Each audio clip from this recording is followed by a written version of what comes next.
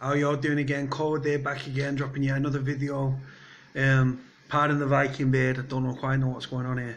Right guys, dropping another video. I'm dropping 2-3 a day sometimes, man. Fucking spoiling your eye. I'm not joking, probably doing all your heads in. Do you know what, yeah?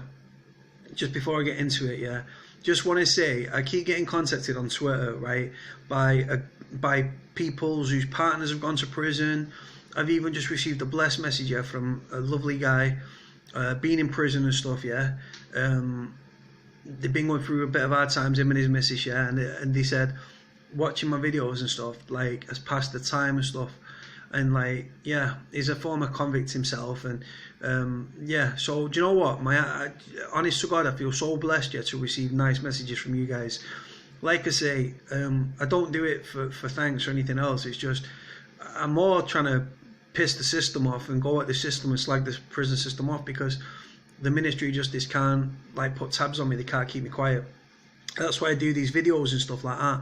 And like I say, the fact I'm receiving lovely messages, that's just a bonus, yeah, man.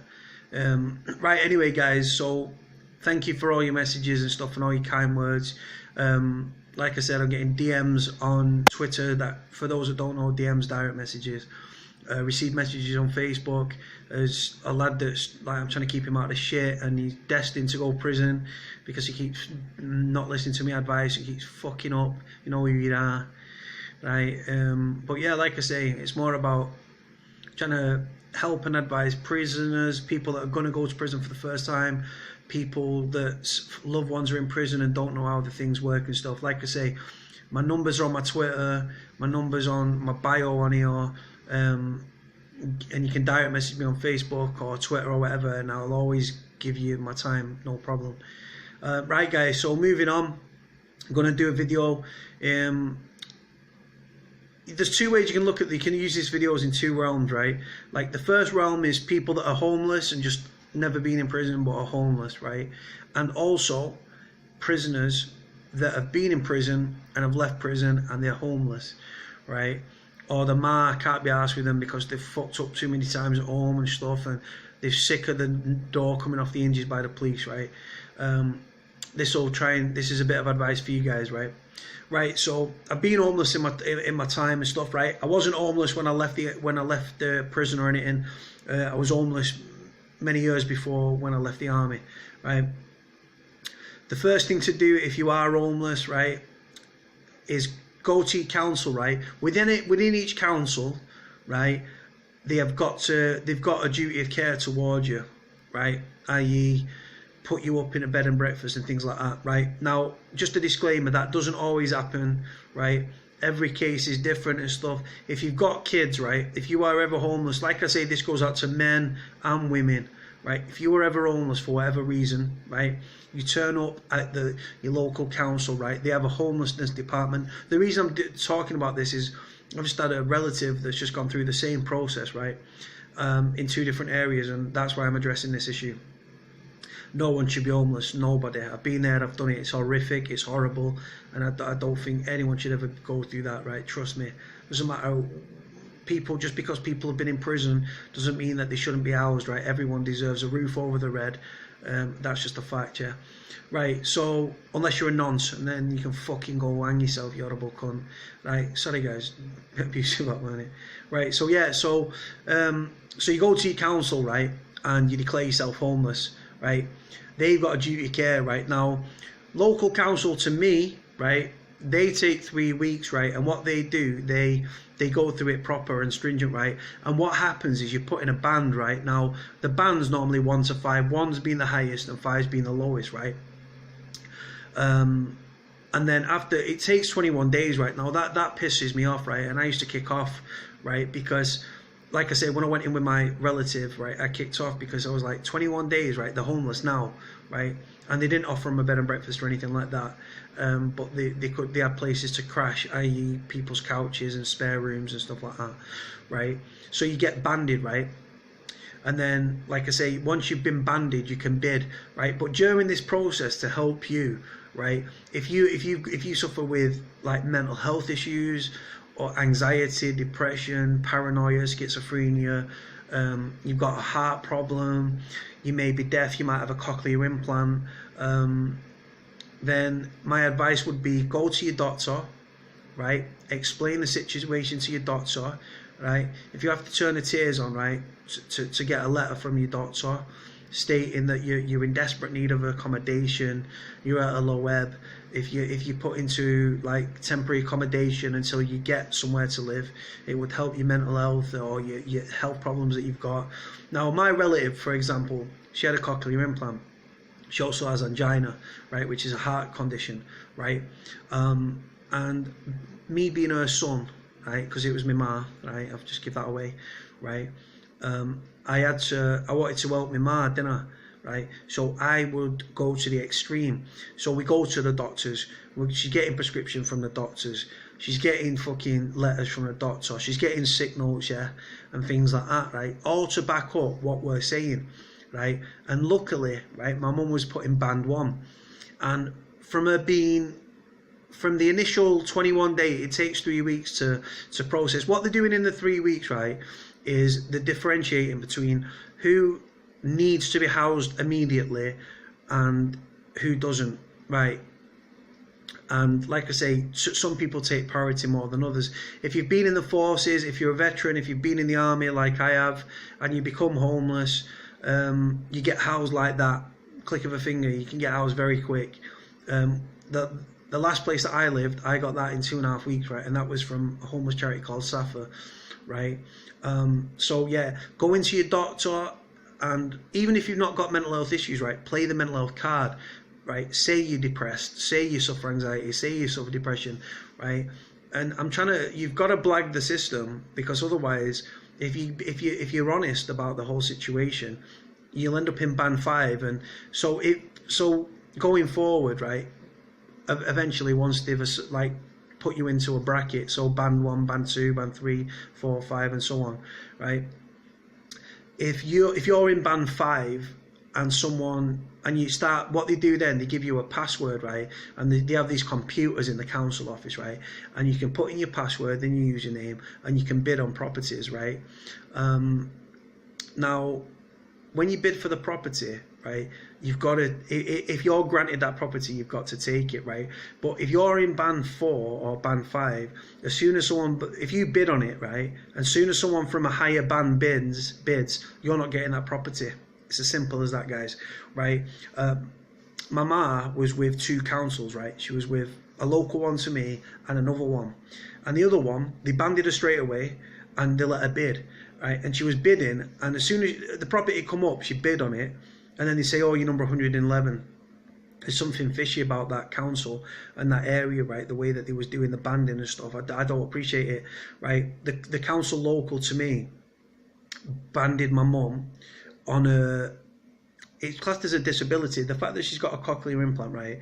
Without it, she's deaf, right? So if there's background noise and traffic and stuff and it's raining and stuff, she could step out, get hit by a car, right? So she was deemed to be vulnerable, right? But even if she wasn't, take the cochlear thing away, right? I would have like put words in my mum's mouth so that when she went to the doctors to tell her, say this, say that. My mum broke down in tears because it was a stressful situation. And like I say, she's put in band 1. And like I say, and what happens then, you bid on properties, right? And you bid and you bid and you bid, right? And you've got to bid, right? And then what happens eventually, right? It's like a process of elimination. And if you're successful on a property, if you don't take that first property that's offered to you, right, the council cut ties with you because they've tried to rehouse you. You've said no. You turn your nose up at it, right? The old adage is beggars can't be choosers, right? If you're that desperate to get into an address, right, to get somewhere to call home, right, you're not asked, are you, right?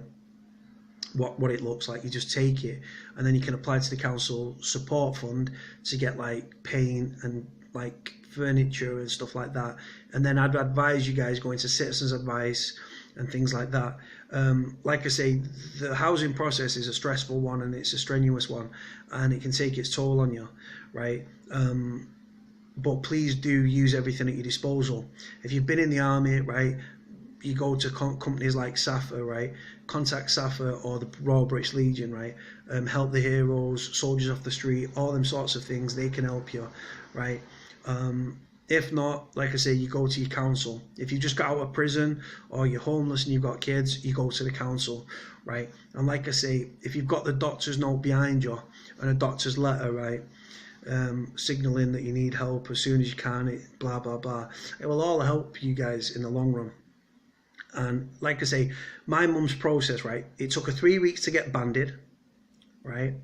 And then once she was banded, it took her 2.5 weeks to get somewhere, right? But my mum was band 1, right? Because she played the game, right? The fact that she was deaf helped her a lot. That was what it was on, right? But like I say, mental health and things like that could have also put her in band 1. And if you've got a history of mental illness or mental health problems, right, you can also get housed. If you've got kids, the council are duty bound to help you, right? And they normally put people up in bed and breakfast and stuff like that.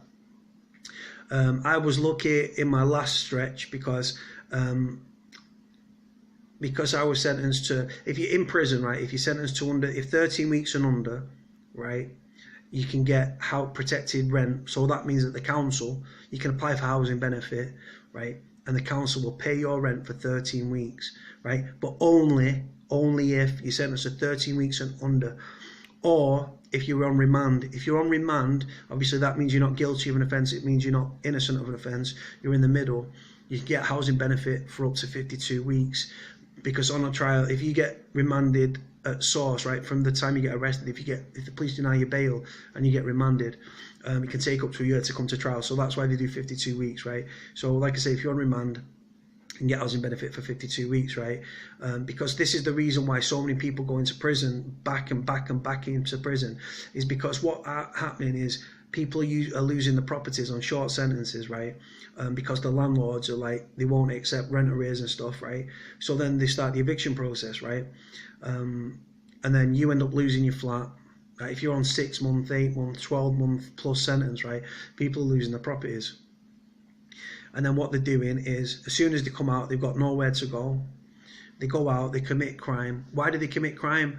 Because some people are just lost in the system, and other people, they want to go back to prison because it's better to be in prison with 3 meals a day, with a roof over your head, with a TV in your cell, with a nice warm cell, with a bed, right, and 3 meals a day, than it is to be on the streets, right?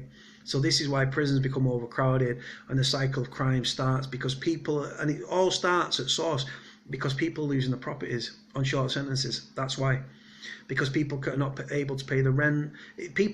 Not everyone that goes to prisons is a scumbag and everything else. There's a lot of decent people in prison, right? And like I say, they've been caught in a bad point in their life, that a relative could have died, things like that. They might not be working because they suffered an injury, they've got mental illness, they've got mental health issues, they're working and they've just gone to prison. And if you go to prison, right, you're not earning the money that you was earning on the outside. Even if you're a drug dealer and you're in prison, you're not earning the money you was earning on the out, are you?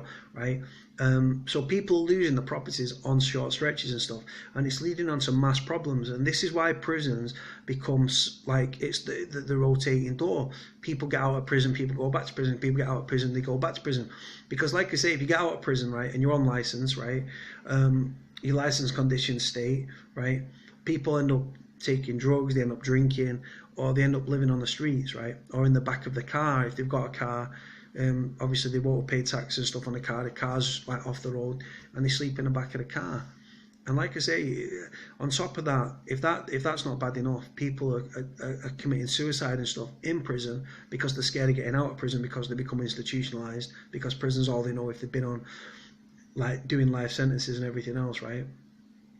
Or they're getting out and they're scared that they're going to have nowhere to live.